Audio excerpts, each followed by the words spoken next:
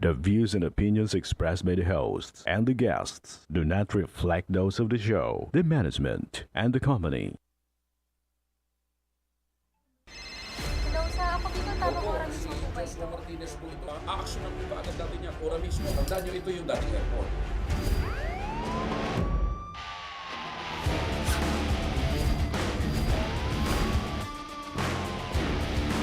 Hoy. Ano namang kayong dalawa pinagchichismisan yung mga marites kayo, ha?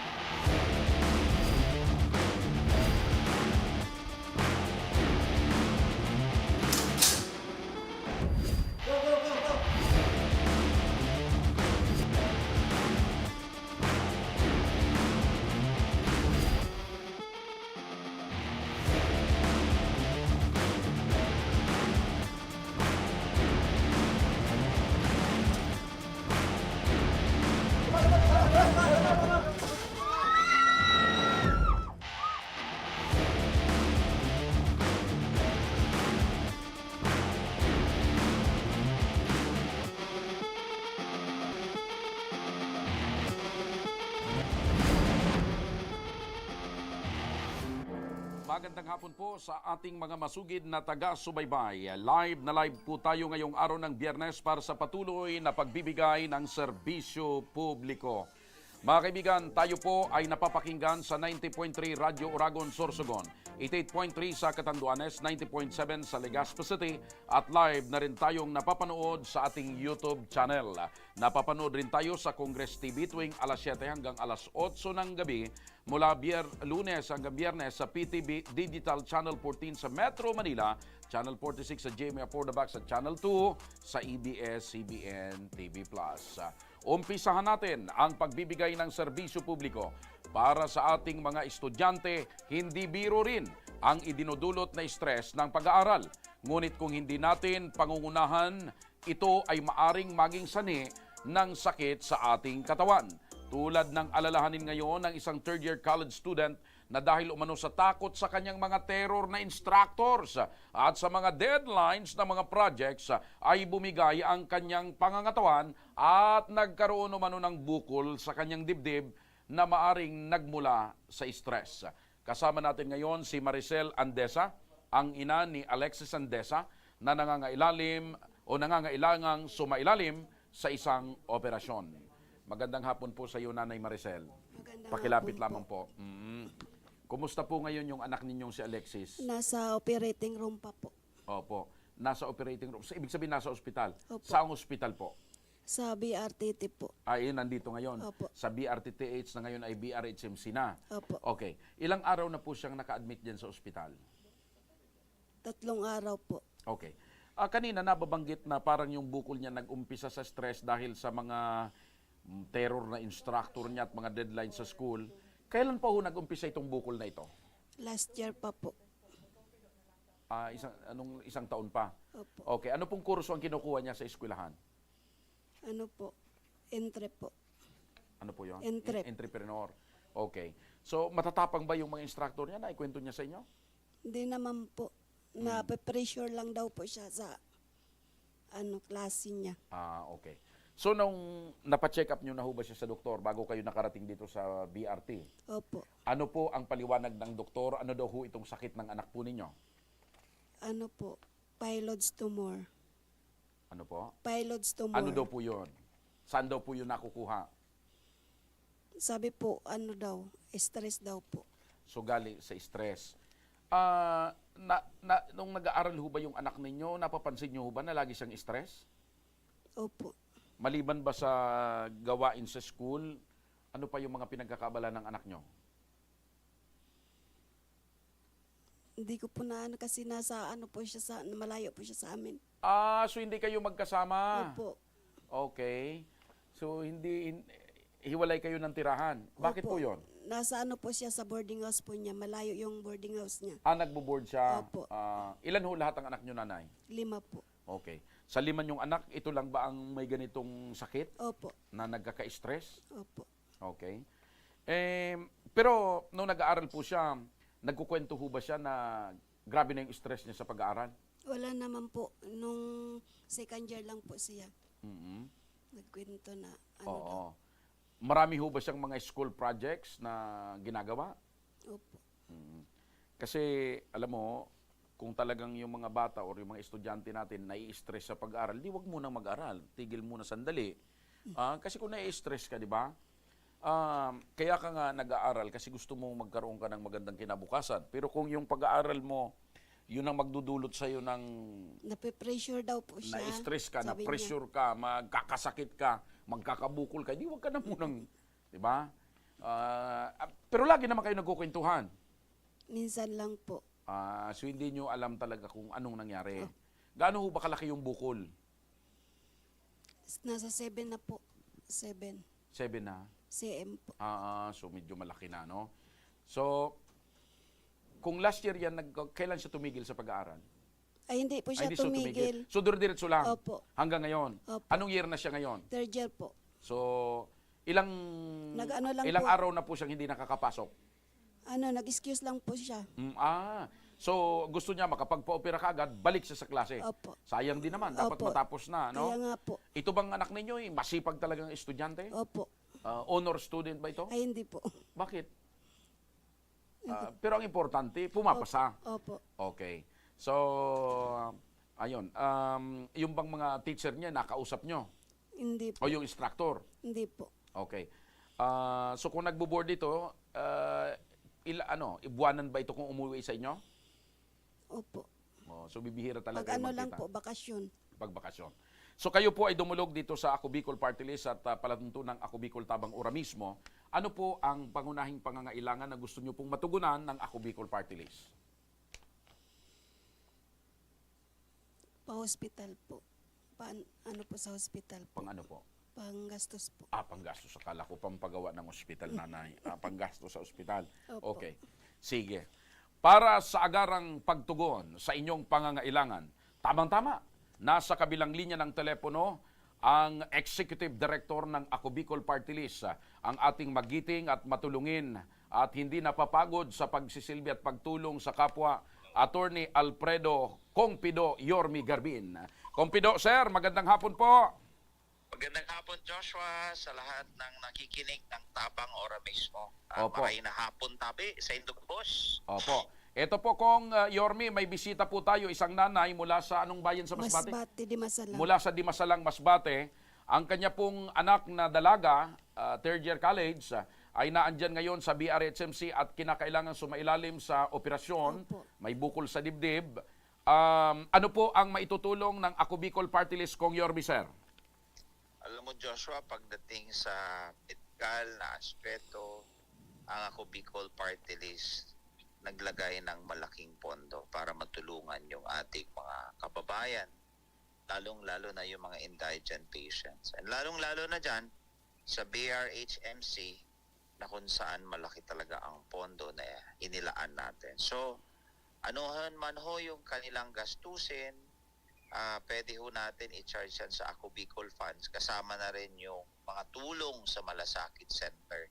Ayun. Nandun si LB Sidenyo, sila ho siya yung ating coordinator para tumulong. Opo. So, ibig sabihin, kong Yormi, wala pong dapat alalahanin itong sinanay sa kung ano man po yung gagastusin dyan sa pagpapaopera ng kanyang anak at yung gamutan ng kanyang anak sa BRHMC sapagkat yan po ay sagot ng Ako Bicol, kong Yormi. Tama po. And aside from that, meron pa tayong AHICS na ready itulong para sa mga nangangailangan through DSWD. Opo, tama-tama. So, pag combine mo yan, Joshua, talagang minsan zero billing yung ating mga pasyente at nakakalabas. Opo. Nanay, napakinggan nyo po si Attorney Congressman Yormi Garbin. Sagot ng Ako Bicol yung problema nyo dyan sa BRHMC. Anong masasabi mo, nanay? Maraming salamat po. Opo. Okay. Kong Yormi, maraming salamat po. Mabuhay po kayo at ang Ako Bicol Party List, sir. Thank you so much, sir. Salamat, Joshua, at mabuhay din ang Tabang Ora mismo. Ayan.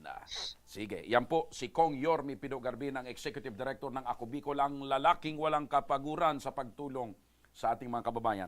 Maliban po dyan, nanay, dahil alam ko na mahirap na nagbabantay kayo dyan sa ospital, may pinansyal na tulong pa po ang palatuntunan ito para sa inyo. Salamat po.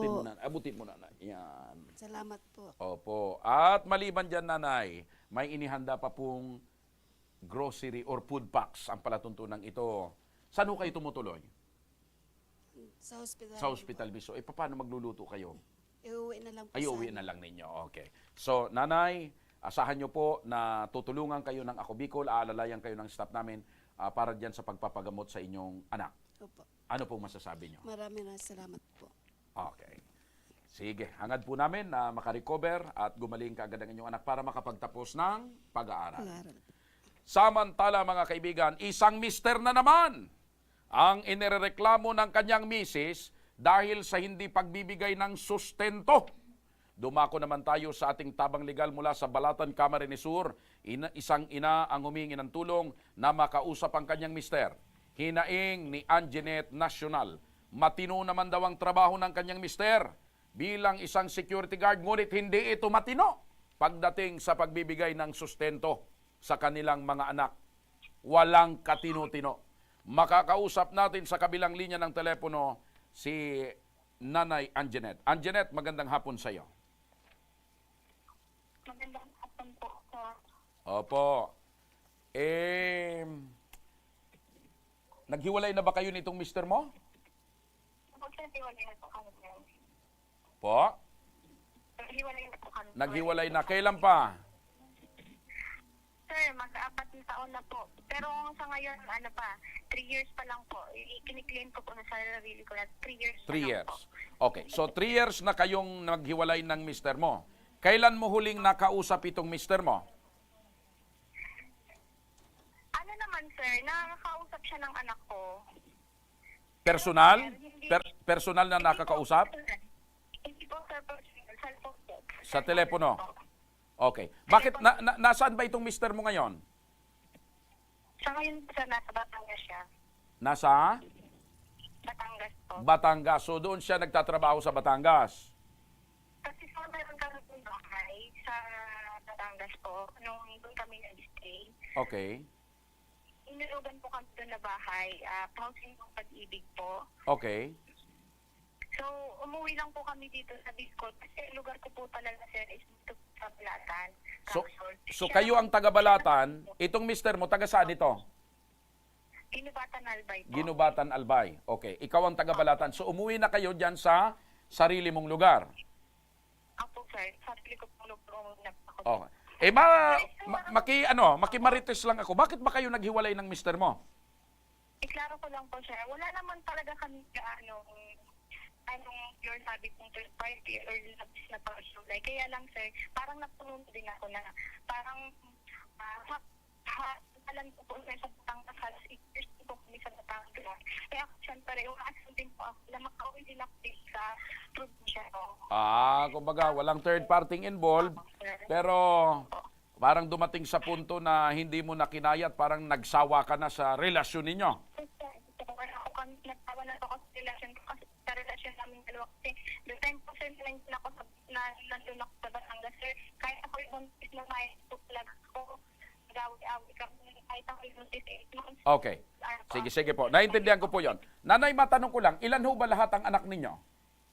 Dalawa po, sir, dalawa. Kasal ho ba kayo nitong mister mo? Opo, kasal po kami dito po sa Balatan. Diyan sa Balatan. Ilang taon kayong nagsama bago kayo naghiwalay? Nagsama po kami 2 years din po. Bago po ako nagsama po kami 2 years din ata yun. Okay. Lalo po yung isa namin panganay ko, doon po sa Batangas. Ilang taon na ho itong mga anak ninyo? Ngayon po ang panganay ko po, 9. 9? 9 years old po. Okay. Tapos po, yung bunso ko po, magsi-7 years old na po. Magsi 7 years old, yung bunso. Okay. So, nasaan ngayon o nasa kaninong puder itong mga bata? Sa akin po, sir. Okay. Nung 3 years ago, sabi mo naghiwalay kayo. Meron ba kayong usapan nitong mister mo nung maghiwalay kayo kung ano ang plano ninyo para sa mga bata? Opo, sir, may kami sana sa totoo lang, sir. Sinabi ko lang sa kanya na hintayin na pagsabi, sige, huwag na kayo umuwi dito. Pero, sir, sinasabi ko, sinabihan ko kami na okay na kayo dito. Pero ang sabi sa akin, Okay. matuto kang pumunta dyan, matuto kayong umpi. Hindi ako makapagala ng kamasahin kung ano. parang nag-aros niya pa yung pamilya ko, nakita nga na ganito ang pamilya mo, ganyan. Parang ganyan po siya, sabi ko, bawihin mo ako ang mga sinasabi mo sa magulang ko, uwi kami dyan. Pero parang puno na din po ako, kaya hinalihan ko na lang. Tapos that time, Okay. sabi ko, So, hindi na talaga nagparamdam. Okay. Okay, Mrs. Ganito, sa loob ng 3 taon na hiwalay kayo, nandyan sa iyo yung mga anak mo, meron bang insidente doon na nagpapadala man lamang siya or nagbibigay man lamang ng sustento sa mga bata? Okay. Inaakot ko po talaga. Meron. Siya. Okay. Apo. So, kailan lang po natigil yung pagbibigay ng sustento nitong mister mo sa inyo? Bakang on yun, bilang ako pala niya, kahit mo sa po ang kaya, Okay. Sandali, Mrs. Sandali, pakiayos lang po. Pakiayos lang po ng linya mo at medyo nawawala ho kayo, hindi ko maintindihan. Okay, ilapit ko lang. So, tanong ko ulit, kailan yung huling pagsustento ng mister mo?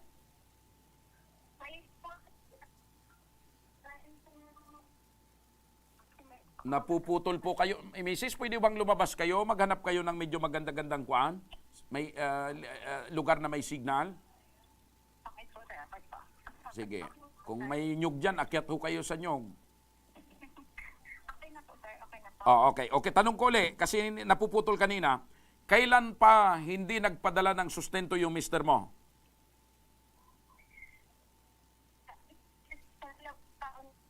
Sandali. Sandali, putulin ko muna. Tatawagan ka namin uli, Okay, sandali. Andito yung mister. Okay, gusto ko sana munang matanong kung kailan huling nagpadala ng sustento. Andito na yung inireklamo na security guard. Matino ang trabaho bilang security guard pero hindi raw matino pagdadating sa pagbibigay ng sustento. Joey Nacional. Magandang hapon sa iyo. Magandang hapon din po, sir. Joey, asawa mo ba itong si Anjanette? Opo. Okay. Ilang taon na kayong hiwalay? 3 years na po. 3 years. May dalawa pala kayong anak, isang 9 years old at isang 7 years old. Tama? Tama po na. Okay. Anong trabaho mo, Joey? Sa ngayon po, security guard po. Security guard. Maayos naman yung trabaho mo bilang security guard. Sa ngayon po, tuloy-tuloy naman po yung pasok. Okay. So tuloy-tuloy yung pasok mo. Pero bakit nagrereklamo yung misis mo na sa kabila ng tuloy-tuloy yung pasok mo bilang security guard, pero hindi ka daw nagbibigay ng sustento dito sa dalawa mong anak? Nagbibigay naman po. Ako ngayong buwan pa lang po hindi makakapagpadala ngayong buwan ng August. Nung huling padala ko po ay July, bago po magpasukan. So, buwan-buwan ka nagpapadala. Buwan-buwan po, pero nung summer po, nung bakasyon sila, hindi po ako nakapagpadala ng bakasyon kasi bakasyon naman po. Ibig mong sabihin, pag bakasyon, walang pangangailangan yung mga bata? Meron nga po, pero may mga pinabayaran din po kasi ako, kaya di ko po nakapadala. Yung pinapadala ko, yung bali, kaya po ako na-delay na di ako nakapagpadala ng bakasyon noon, ay nila ko na po napadala nung pagbili ng bag, pero saka sa sasana ko. Opo. Okay. So, ang last mong padala, July. Magkano naman ang pinapadala mo pag nagpapadala ka ng sustento, Joey? Hindi po pare-pareho, sir. Meron pong 2K, may 2,500, may 3,000, may 4,000. Okay. Hindi po pare-pareho. So, ang pinakamababa, 2,000. Opo. Okay. Nung una po, yung pinakauna ko pong padala ko sa kanya, dahil bago pa lang po ako pasok sa trabaho, dahil kagagaling ko lang dito sa injury noon. Bali, nakakapagpadala ko, 500, 1,000, 1,500, Okay. hanggang 2K. Sinasabi mo, Joey, na last mong padala July, pero sabi ng misis mo, 3 buwan ka na raw na hindi nagpaparamdam sa kanila. Hindi po totoo yan. Kasi nung nakaraan, tinawagan ko po yung anak ko eh. Sabi nga po sa akin ng anak ko, itong buwan lang po, tinawagan ko. Nakarang linggo po yata yun, tinawagan ko yung anak ko. Sabi po sa akin ng anak, ng panganay ko, Papa, padala ka na po bukas sa pera kasi magpapagawa na po kami ng bahay. Ano yon? Magpadala ng pera? Opo, kasi magpapagawa daw sila ng bahay. eh. Opo para maayos yung tirahan siguro ng mga anak mo. Eh, hindi ko po alam. Okay. Mrs., hindi daw totoo na 3 buwan na siya hindi nagpaparamdam. Kausap pa lang daw niya yung anak nyo at nung July daw, nagpadala pa siya. Narinig ko po yung sinabi niya, sir. Sir, sa'yo po. Sir, sa araw-araw na pangangailangan, lalo na napasok po ang mga anak ko, nagagastos po sila. May budget po ako dyan. Pero sir, kung kailan niya lang magustuhan, nakontakin yung mga anak na at kung kailan niya lang gustong magpadala, yun lang po. Pero yung sinasabi niya, sir, na, na 2,000, pinakamababa. No, nagkakamali po, sir. Kasi, sir, halos 2 taon po ako nagbitay sa kanya. Madami pong pwedeng kontakin dito sa amin na magpadala siya. Kasi, sir, hindi naman kami nagpapalit ng number, eh. Hindi lang talaga kami nag-uusap niyan, sir.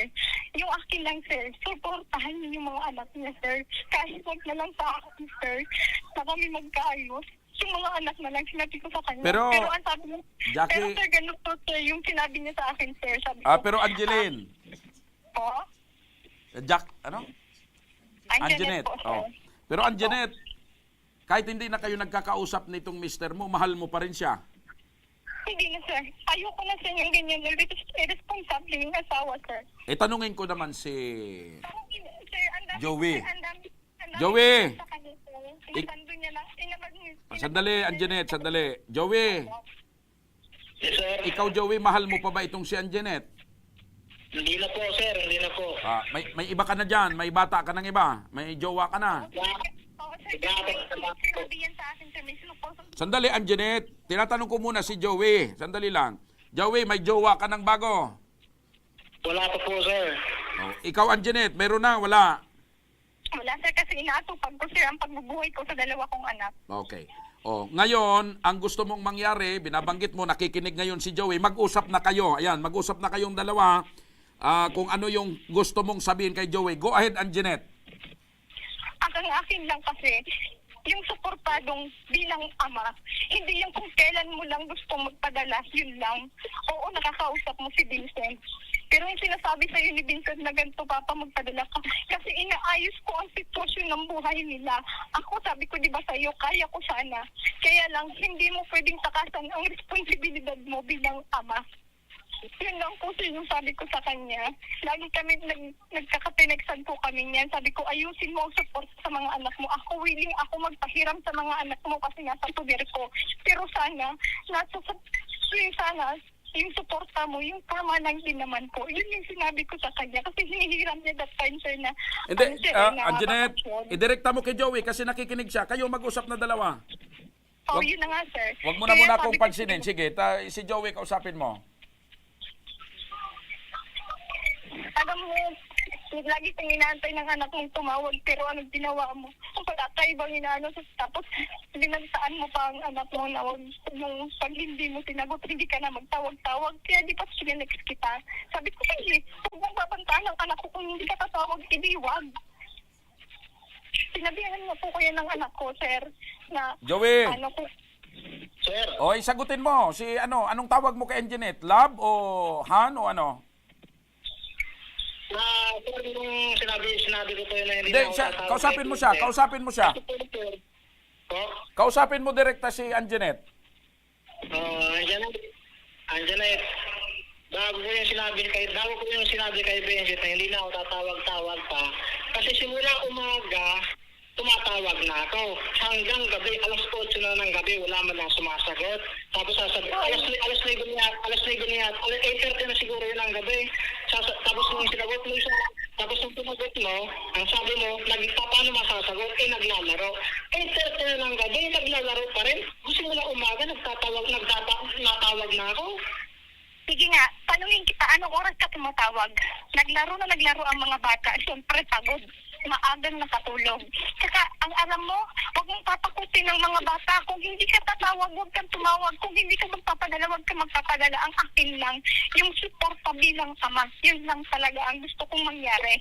Kasi tayo wala na din eh. Wala na din pag-asa talaga. Kasi ayaw ko na. Pero ang gusto ko lang, kasi responsibilidad mo yan bilang ama. Dapat, magsuporta ka. Yan ang sinasabi ko sa'yo, Joey. Na, na matagal ang gastusin ko sa mga anak mo. Naputol. Si Ito Anjanette. na mga bata. Sige. Joey, suporta ang kailangan kasi hindi na daw kayo, wala nang pag-asa. Pero alam mo Joey, may pagkukulang ka din eh. Kung naglalaro yung mga bata, dapat yung nanay na lang tinawagan mo kasi sigurado yung nanay baka hindi naglalaro. Hindi na po kami nag-uusap sa telepono. Sa mga anak na lang po. Kaya nga, okay. So ngayon, ang pinag-uusapan natin ay para sa dalawang bata. Ano ngayon ang plano mo, Joey? Kasi ang sabi ni Anjanette, kahit hindi na kayo magkabalikan, hindi nyo na mahal ang isa't isa, ang importante yung suporta mo bilang ama sa dalawa mong anak. Ano ngayon ang maipapangako mo kay Anjanette na suporta mo bilang ama sa dalawa mong anak? Yung suporta ko po sa mga anak ko, susuporta ko kasi anak ko po yan. Uwi na lang po ako dyan pag itong buwan ng September, sabihin na lang po nila ako, uwi ako dyan para ayusin yung magiging monthly, support monthly. Ayun! So ikaw ay uuwi ngayong September, handa kang humarap at magharap kayo, halimbawa sa barangay or sa MSWD, para pag-usapan yung magiging regular mong sustento dito sa dalawa mong anak. Opo, yun nga po yung gusto ko mangyari dati pa. Kahit Okay po din, sir. Okay, ayos ba yun sa'yo, ano? Anjanette, uuwi daw. Kailan ngayong September? Anong taon? Saka kailan ngayong September at saka anong taon? Joey. Siguro, magtatawag po ako kung hindi, baka po makaalis ako ng September 8. September 8. Oo. So mga September 9, nandito ka na. Kasi September 8 to 10 kasi mag-file pa ako ng leave. Okay, so mga September 9, nandito ka na. September 8 to 10. Okay, September 8 to 10. Pwede naman po agahan yan basta pwede na. Okay. Pwede naman po mas maagahan pa yan. Okay, kasi Tatawag kami mismo, yung mga staff namin, ang mag-witness at magpapacilitate sa barangay or MSWD para kayo ay magkaharap at magkausap. At kami mismo, yung programa namin, ang mag-witness para hindi kayo magkalansihan, at lahat ng pag-uusapan ay totoo. Okay ba yun sa'yo, Anjanette? Oo, sir. Parang pa nga siya, proud pa siya sa sarili niya na makikipagharap pa talaga siya sa akin na halos hindi siya magpadala tapos ganyan ang anuhin niya sa akin. Ay, ikaw naman, Anjanette. Anjanette, hindi naman siguro sa proud, kundi yun yung sagot ni Joey para magkaroon ng solusyon itong problema. Pero baka naman, Anjanette, pag nakita mo si Joey, kiligin ka pa rin. Hindi na, sir. Hindi na, sir. Ang mga anak ko ang inaano ko ngayon. Kunwari ka, baka kiligin ka pa. Hindi mo na talaga mahal si Joey? Hindi na po. Joey, ikaw? Hindi na. Wala na po, sir. Simula nung umalis ko yung dito, nung ako na-aksidente, simula nung umalis ko yung dito.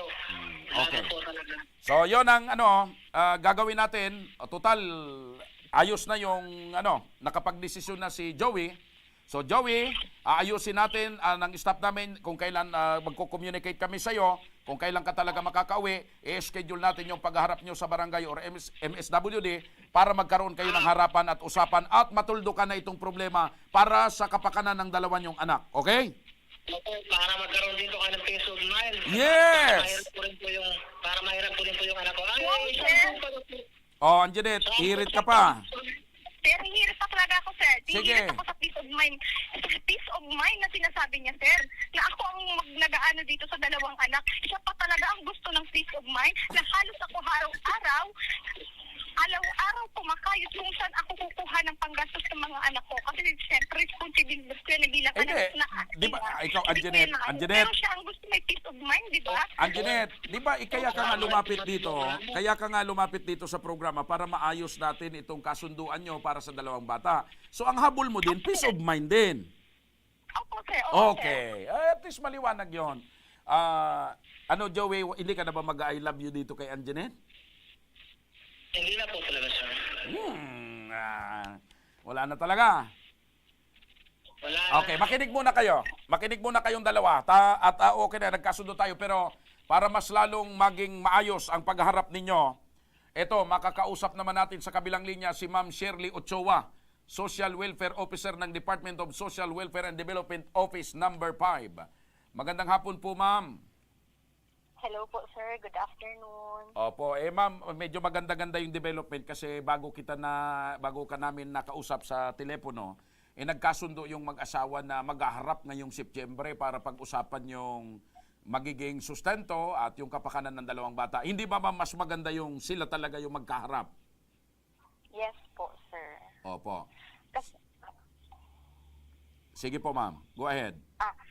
kasi yung since yung ang concern ng babae is yung child support, di ba Opo. po, sir?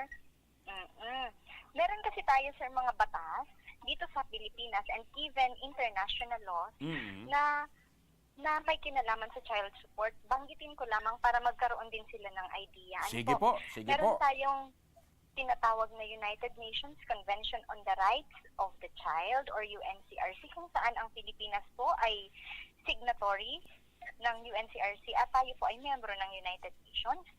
Meron din po tayong, syempre, yung 1987 Philippine Constitution at meron din po tayong Family Code of the Philippines. Meron tayong Presidential Decree number 603 or yung Child and Youth Welfare Code. Yun po yung isa sa yun po yung mga batas natin patungkol sa pagbibigay ng child support. Na-mention naman po kanina ni Sir, yung lalaki, na nagbibigay naman daw po siya ng child support. Ano po, Sir? Tama po ba ako? Opo. So, kasi tatlong taon na sila hiwalay. Ano po? Opo. So, pag sinabi pong child support, base po sa Family Code ng ating bansa, ang ibig sabihin po nito ay ang pagbibigay ng sustento sa kanyang mga anak, bahay, pananamit, yung mga basic needs ng Opo. ng mga bata, medical attendance, education, ganyan. So, usually po, pag hindi po nagbigay ng child support ang isang obligor, ibig sabihin yun yung hindi na yung non-custodial parent. So sa kaso po natin ngayon, ang non-custodial parent dito ay ang lalaki. So ibig sabihin po, pag hindi nagbigay, maaari po siyang kasuhan ng child abuse. Opo. Kasi nga, meron tayong tinatawag na neglect. Ibig sabihin, failure to provide. Opo. So ang kagandahan naman dito ma'am, ang kagandahan dito kay Joey, itong tatay ngayon ay willing na makipagharap at willing na magbigay ng suporta.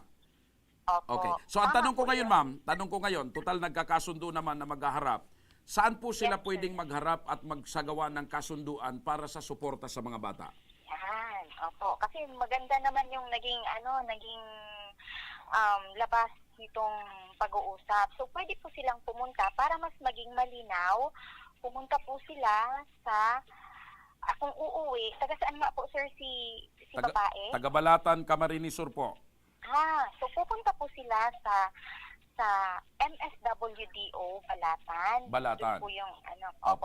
hanapin po nila yung social worker doon.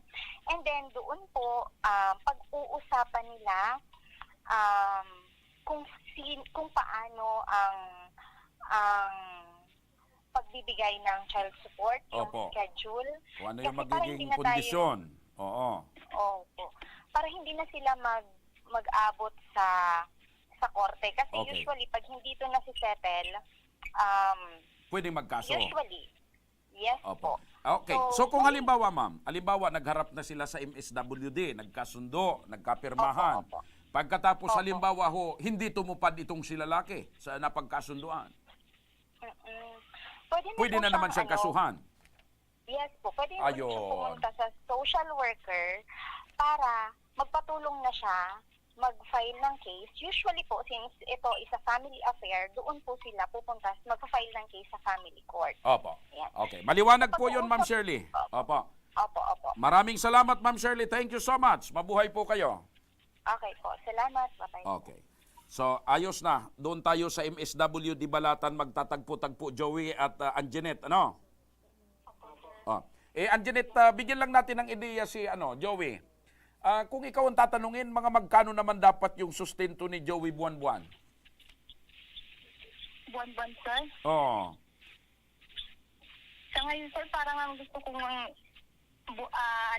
kahit po 5,000 buwan-buwan, sir. Kasi ang anak niya po, sir, is grade 4 na. Okay. Sige, at least may ideya si Joey. Joey, may ideya ka na. Kaya mo ba yun? Mga 5,000 isang buwan? Hindi ko pa po, sir, masabi yan. Kasi yung kung 5,000 naman po ang month, sasarilihin ko ba yan? Dapat happy tayo.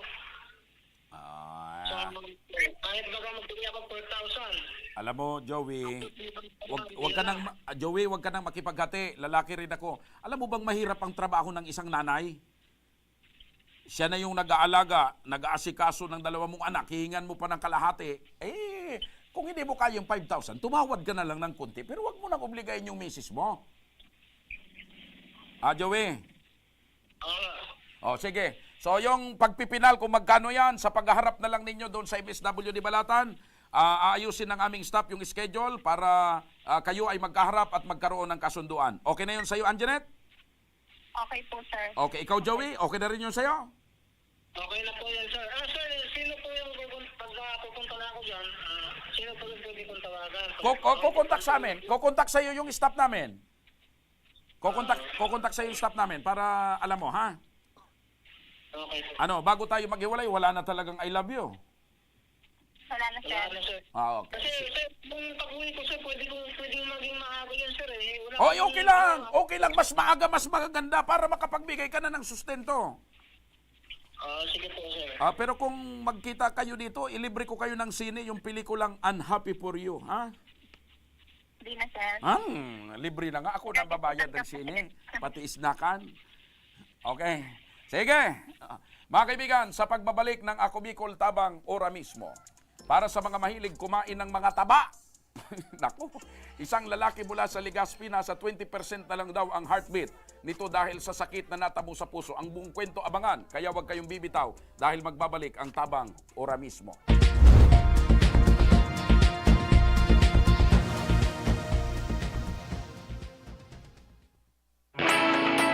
Naghahanap ka ba ng trabaho? Marunong ka bang mag-shoot ng video? Mag-edit? Magaling ka ba sa social media? Willing ka bang matuto? Graduate ng journalism o may alam na sa media? Apply na dahil naghahanap kami ng videographers para sa Camarines Norte, Sorsogon, Camarines Sur, Catanduanes at Masbate. Ipadala ang inyong resume sa actioncallcenter@gmail.com at maging pinakabagong miyembro ng aming team. Tara na! Apply na!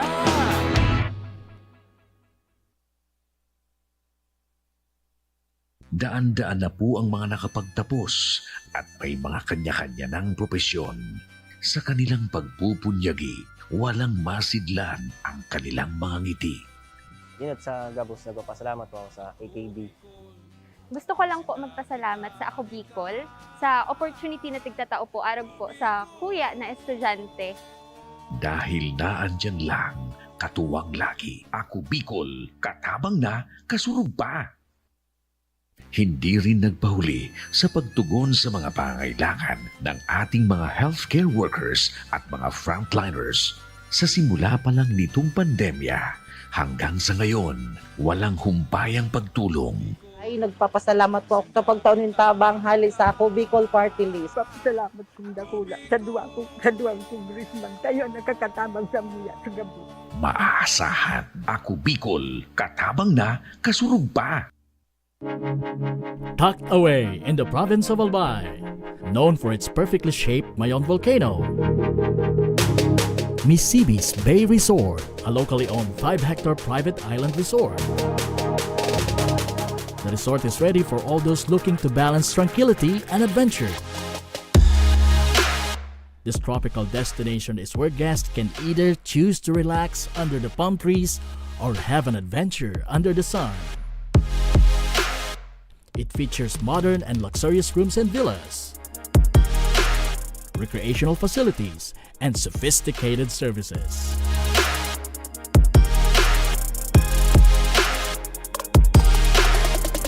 Come and experience Misibis Bay Resort, your tropical island getaway.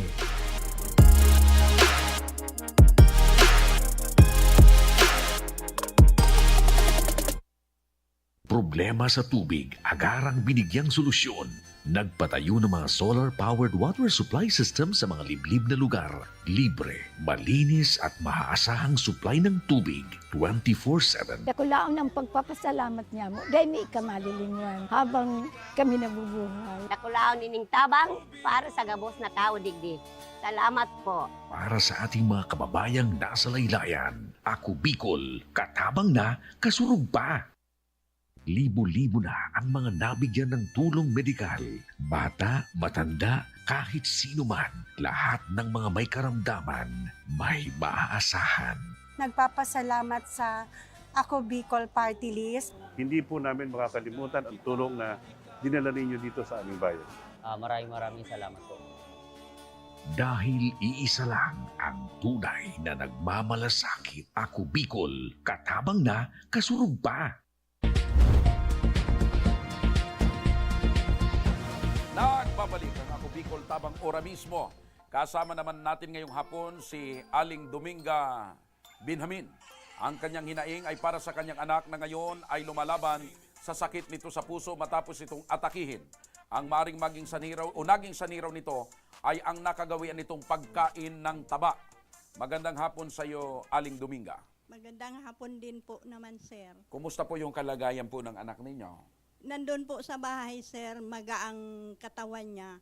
Kasi po, pinalabas kami sa BR, katulad pa rin po ng dati nung umpisa po ng June, labas-pasok na po siya ng BRTT hanggang po sa ngayon. So labas-pasok na siya pero ngayon nasa bahay siya. Nasa bahay po dahil pinauwi po dahil wala po kami kakayahang mag-produce po ng hinihingi po ng doktor na 15K po para sa angiogram po niya. Pinauwi kayo dahil hindi kayo, nung sinabi niyong wala kayong 15,000, pinauwi kayo? Pinauwi po kami. Ano pagkasabi sa inyo? Sabi po, pag mayroon na raw po kami hawak na 15K. Bumalik na lang kayo? Bumalik po kami dahil wala po kaming... Yun ang mahirap ngayon pag ganyan na hindi ka gagamutin. Sige, uwi ka muna, hindi ka muna magagamot kasi wala kang 15K. Balik ka na lang pag may 15K ka. Saka ka namin gagamutin. Mahirap yan. So itong anak mo, ilang taon na ba itong anak mo? 42 years lalaki, old na babae? po. Lalaki po ito. Siya ba ay may pamilya?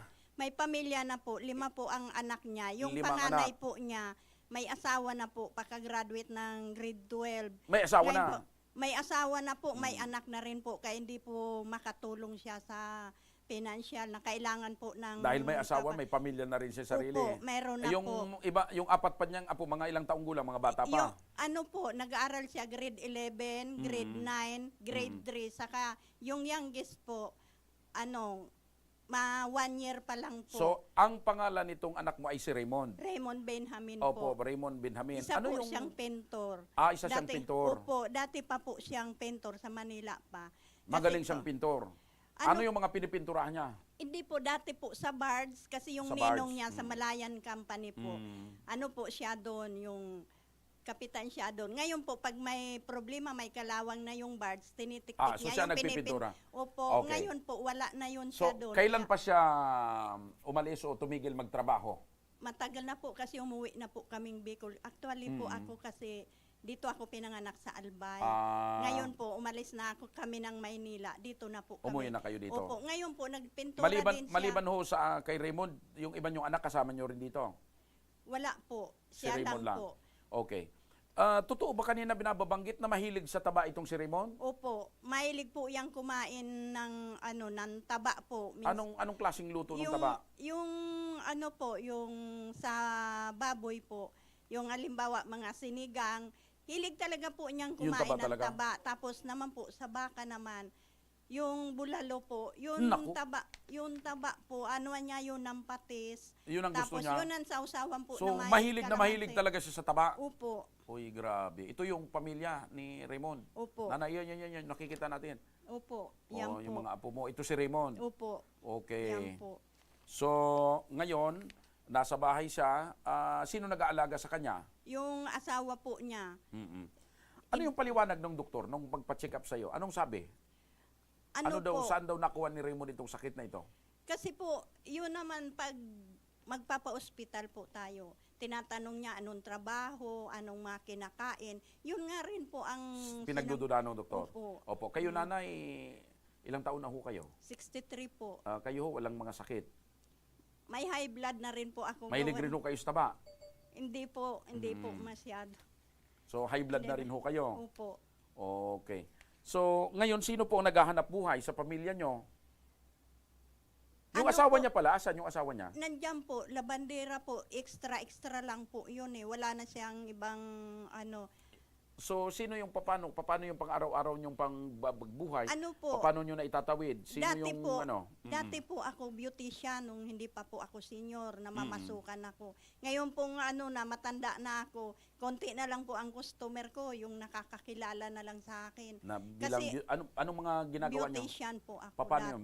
Manicure? Na manicure po, nagugupit, ganun po. Andito maraming mga babae dito, pwede kayo ditong magaling ho kayo maggupit. Maggupit po, manicure, Manicure, pedicure po. Ayan, dami ditong babaeng mga pwedeng mag-manicure, pedicure sa inyo. Okay. So, nanay, kayo po ay dumulog dito sa ating palatuntunan. Kanina may nababanggit pa, 20% na lang ang tibok ng puso. Totoo Opo, ba yun? nandyan po. May mga dala po akong record po galing 20% ng na lang. Opo. So, 80% hindi na tumitibok. Hindi na po. Kaya po, kailangan niya yung angiogram po. So, yun po ang pinakapangunahing kailangan. Opo, saka may mga resita po siyang bago na hindi pa sa ngayon po nabibili kasi wala po talaga kami, sir, na pambili. Lahat itong iba mong apo nag-aaral pa maliban doon sa nag-asawa na? Opo, nag-aaral po yan. Okay. Sige. Ito, nanay, para masagot yung alalahanin nyo tungkol dito sa anak nyo na 20% na lang ang tibok ng puso, nagbabalik at tinawagan natin uli ang matulungin at hindi napapagod sa pagtulong. Saan kayo nakatira, nanay? Rawis po. Rawis, okay. Purok Purbi, Rawis Hindi ho po. ito napapagod sa pagtulong sa ating mga kababayan. Ang ating Executive Director ng Ako Bicol Party List, Attorney Congressman Yorme Pido Garbin. Kong Yorme, magandang hapon po uli. Magandang hapon, Joshua, at kay Nanay from Rawis. Maray na hapon, tabi sa imo, Nanay. Magandang umaga. Hapon po, Nay. Magandang hapon din po. Opo. Ito naman, Kong Yorme, si Nanay senior citizen na, pero ang idinulog niya dito ay tungkol po sa kanyang anak na may sakit sa puso at kailangan pong sumailalim sa mga pagsusuri at paggamutan dyan sa BRHMC. Ano pong may tutulong natin, Kong Yorme, sir? Alam mo, Joshua, aside from meron tayong medical assistance para sa mga may sakit sa puso, talagang prepare natin ang BRHMC na magkaroon ng heart center para hindi na pumunta sa Manila at dyan na mismo magpa-angiogram o magpa-angioplasty ay magkaroon ng lunas yung sakit sa puso. So Joshua, hindi ka pa nagtatanong, ang Ako Bicol Party List handang tumulong at pwede sagutin ang gastusin ng pagpapahospital ng anak ni Nanay from Rawis. At yung laboratory. Opo. Maraming salamat Anong po. masasabi mo, Nanay Dominga? Maraming salamat po, Congressman, dahil po nalunasan nyo ang aking kailangan sa aking anak na hindi ko po kayang ibigay sa anak ko. Opo. Huwag kayo po mag-alala at umasa tayo sa tulong ng Ako Bicol, ni Congressman Salde, ni Congressman Quito, at ang inyong lingkod, si Attorney Pido Garbin, handang tumulong po palagi. Opo. And next time, Nanay, iwasan yung taba. Delikado pala, Kong. Si Joshua, Nanay, mahilig sa hindi sa taba, kung hindi sa bata. Ang heart rate ni Joshua, hindi ho 20%, 100% dahil ang pinipili niya mga bata. Nagwa 110 pa nga ako. Kong Yorme, maraming salamat po, sir. Mabuhay po ang Ako Bicol, mabuhay po kayo. Salamat, Nanay, and Joshua, mabuhay ang tabang ora mismo. Okay. Ayun, mga kaibigan. So, Nanay, ha? Ito, maliban po doon sa sasagutin ng Ako Bicol yung pagpapalaboratory at gamutan dyan sa BRTTH, huwag ko kayo mag-alala. Aasikasuhin ng staff namin para maayos ho yan. Maraming May salamat pinansyal po. na tulong pa ho ang programang ito para sa inyo, Nanay. Abutin nyo, Nanay. Maraming Meron salamat pa, Nanay. po. Sandali lang. Meron pa. May food packs pa po na inihanda ang tanggapan ng Ako Bicol at Tabang Ora mismo para sa inyo. Ano po ang masasabi nyo, Nanay? Maraming salamat po sa inyo po, sa lahat na staff po.